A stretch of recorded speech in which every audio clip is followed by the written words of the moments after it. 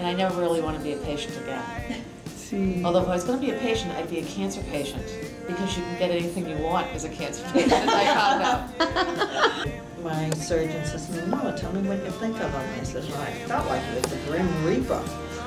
And with that, he says, "Oh, second opinion." For as much as I love Dr. Yummy, hello, he's the greatest,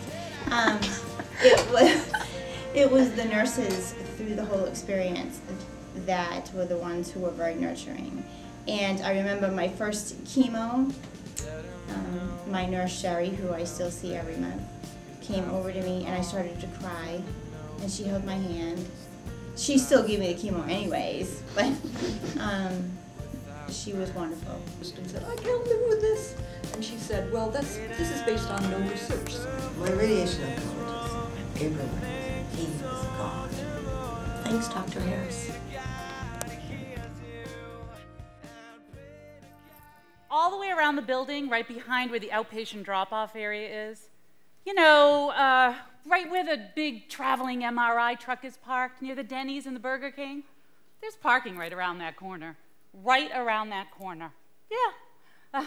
You know, if you get there after 3 p.m., your best bet is to go past the emergency entrance. I mean, they have 4 handicapped parking spots. You know, I figure if you're going there to get your boob removed, how much more handicapped do you need to be? Huh? I consider myself a hospital expert. I know the best places to eat, to park, to sit and read a book, whatever. I even know which hospitals have the best waiting rooms and which waiting rooms have the best board games. Of course, I never really spent much time in the waiting rooms, but my husband was always there. You know, he never missed an appointment. Yeah. Hey, can you imagine a hospital with a food court?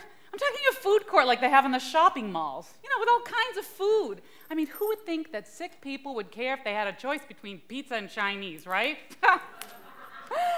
Oh, to this day, the smell of French fries still makes me nauseous. You know, when I used to come in for my chemo, what I would do is I would try to park in the rear next to the medical library so that I didn't have to walk through all the food areas, you know. But I swear, there was this one hospital that had food at every entrance to the building. You know, and then to try to find parking, you know, you're driving around and you go past the hundreds of spots saved for the doctors. Of course, I parked in a doctor's spot once. Yeah, I'll tell you about that later. But, you know, really, I was just amazed at how many parking spots were saved for a Dr. Him and a Dr. Her and a Dr. Who and yada, yada, yada. I mean, I was always late for my chemo appointments. I figure I was there as many times as those doctors. They should have assigned me my own spot. Yeah. But I just knew that after a round of chemo, I did not want to walk through all that food, you know? So I'd plan ahead. And then to park for, you know, 3 or 4 hours, well, that costs money every single time. And I'm going to tell you, insurance does not pay for that, sweetie. Not a penny. Mm-mm. After a while, I started planning ahead and bringing cash so I didn't have to go to the ATM machine every single time. $15 to $20 every time to park my car. You know, and that's a lot of money, but, well, the parking garages are more expensive, but it was a shorter walk for me. I was just so tired after the treatment. So tired. Ralph, the parking attendant, used to say to me, "Next time, darling, you should valet." Well, I'm going to tell you, I looked into it. Hospitals don't valet. They should, though. They should.